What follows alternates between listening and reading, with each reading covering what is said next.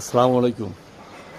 আসেন আপনাদের সাথে আজকে একটু প্যাচাল করি, মানে আপনাদেরকে একটু আপনাদের সামনে কিছু প্যাচাল তুলে ধরি। আপনি চাইলে নিজেকে কিছুটা হলেও ভালো রাখতে পারবেন।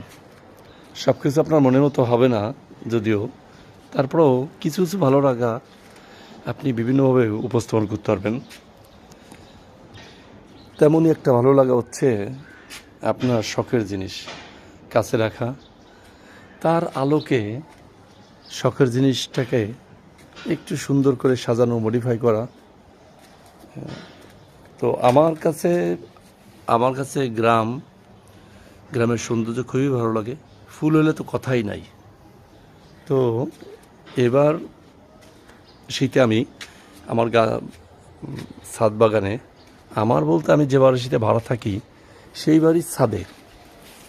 বাড়ির ছাদে কিছু গাছ লাগিয়েছি। তো গাছগুলো রোদ্রে পানি দিই, ভালো রাখার চেষ্টা করি। এবার শীতে মনে হলো যে কিছু সরিষা ছিটিয়ে দিই।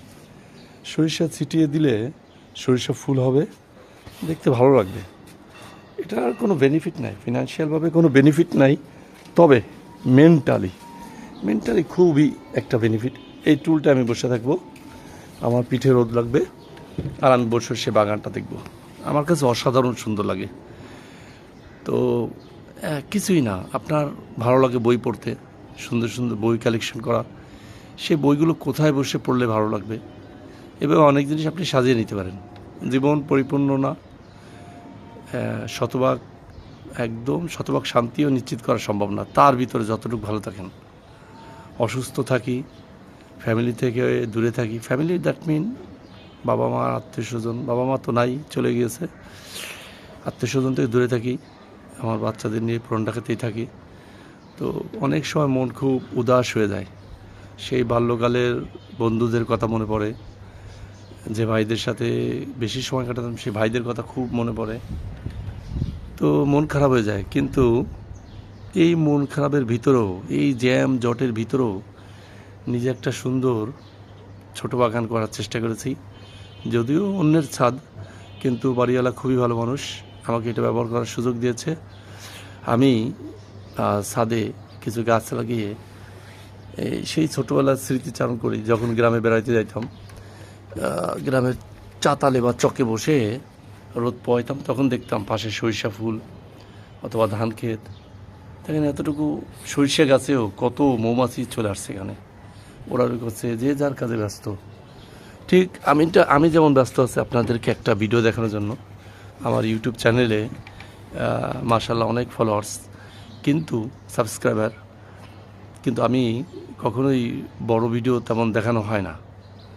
তো আজকে বললাম যে একটা ভিডিও করি, যেটা আপনাদের সামনে কিছু কথা বলা যায়। তো আপনাদের ভালো লাগা হতে পারে, জার্নি হতে পারে, বই পড়া হতে পারে, বিভিন্ন জিনিস হতে পারে। নিজেরা কিছুটা মডিফাই যদি করে রাখেন, দেখবেন অন্যরকম তৃপ্তি পাবে। বেশিরভাগ ক্ষেত্রে কারো কাছ থেকে স্বীকৃতি পাবেন না। আপনার কাছের মানুষ বা প্রিয়জন কেউ হয়তো স্বীকৃতি দেবেন না, বলবে কি পাগলের মতো কী করো, তোর কাজ নাই, তুমি একজন ডাক্তার, তুমি একজন ব্যাংকার, তুমি ইঞ্জিনিয়ার, কী করো সারাদিন, এগুলো মানায় তোমার দ্বারা? আর এই এক দুইটা সেন্টেন্সই বেশিরভাগ মানুষ কৃত্রিম হয়ে গেছে, কৃত্রিম। তারা নিজেকে অন্যে ভালো বলবে বা অন্য যাতে খারাপ না বলে সেভাবে নিজেকে সাজিয়ে রাখছে, কিন্তু তার মনে একরকম কথা আর বাইরের কাজ অন্যরকম। মনে একরকম কথা এই জন্যই যে আসলে সে চাচ্ছিল অন্য একটা, এর পাশাপাশি তার কর্মের পাশাপাশি অন্য একটা কিছু করতে যাচ্ছিল, যেটা সে স্বাধীন চেতনায়, কিন্তু বেশিরভাগ ক্ষেত্রেই পারে না।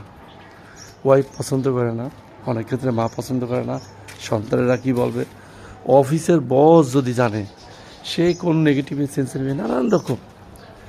যদিও এগুলা বেশিরভাগ ক্ষেত্রেই সরল সোজা মানুষের ক্ষেত্রে এই ধরনের ঘটনাটা বেশি হয়ে থাকে। বেশিরভাগ ক্ষেত্রেই সরল সোজা মানুষের ক্ষেত্রে বা ভালো মানুষের ক্ষেত্রে, যারা অন্যের কথাকে মোটামুটি প্রায়োরিটি দেয়, সম্মান দেয়, তারা ভাবে হয়তো জ্ঞানজামের দরকার কি, থাক, এই জিনিসটা করলামই না। কিন্তু আপনি দেখেন এই অল্প ছোট্ট একটা জীবনে একদম ছোট্ট একটা ভালো লাগাও মানুষ আটকে